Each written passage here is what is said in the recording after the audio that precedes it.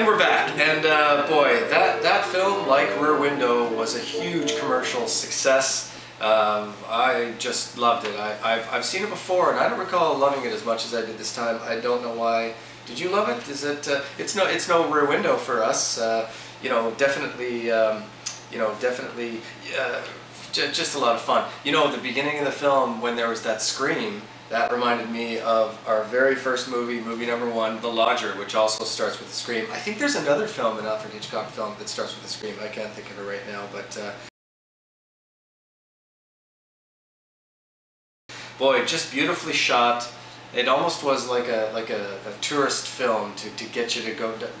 Didn't you want to go there? This is actually probably the only Alfred Hitchcock movie where I really wanted to step into the movie and be part of it, and not just because Grace Kelly was in it, but just fantastic. So, as much as I liked it, I think that this movie really could very easily have been a lot better.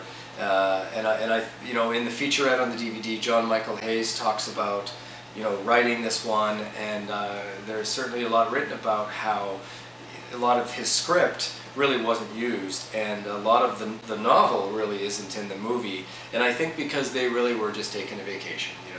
How do you do 6 movies in 3 years, which is what Alfred Hitchcock is in the middle of doing right now, and not get burned out? Well, you take a little vacation, and they did here.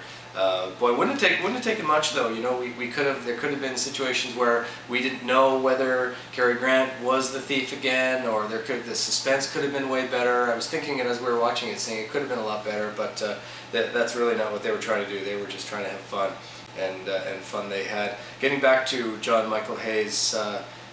His excellent dialogue, and I mentioned it in the pre-movie comments, just the innuendo, the scene where they keep cutting to the fireworks, and just how do you get that dialogue?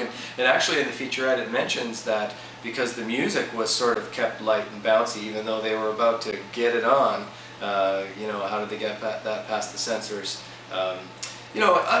It's interesting when you have to fight against the censors and you have to be creative and you have to do things. That kind of makes it interesting. We know what movies look like now, that they don't have to get past the censors. And in fact, when we get to Frenzy in 1972, Alfred Hitchcock's second last movie, yeah, you'll see when Alfred Hitchcock is allowed to do whatever he wants, and that's good too. But there's something quite charming about the fact that they had to dance around really what they were talking about.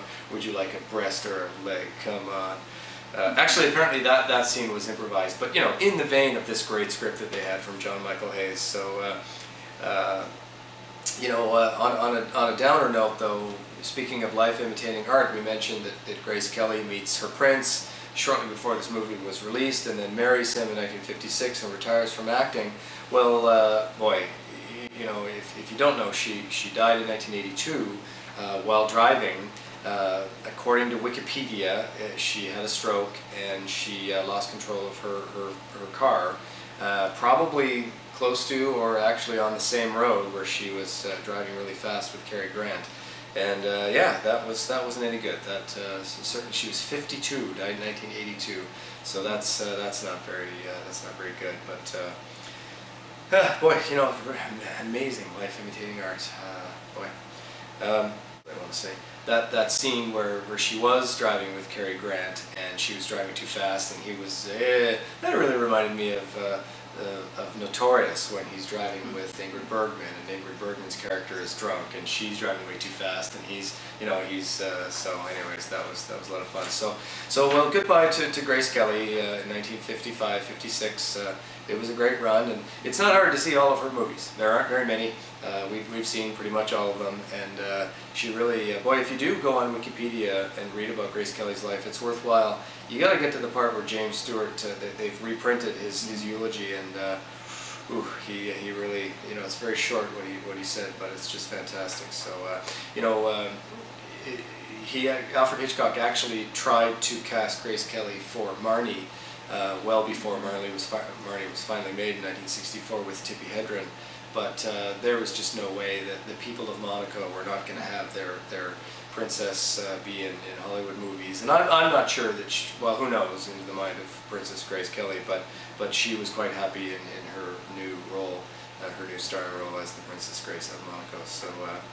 So anyways, Good. We had some cops that weren't any good again, so that was back to ineffectual police officers, bordering on corrupt. Really, I mean, they knew that the guy with the wooden leg. Come on, they knew he didn't do it, and they were quite happy to make him the fall guy. Also, you might have noticed that a lot of the lines were dubbed by what's his face, Bertani. His French was so strong and his English so poor that they even tried cue cards just phonetically. Look, read the lines in English phonetically.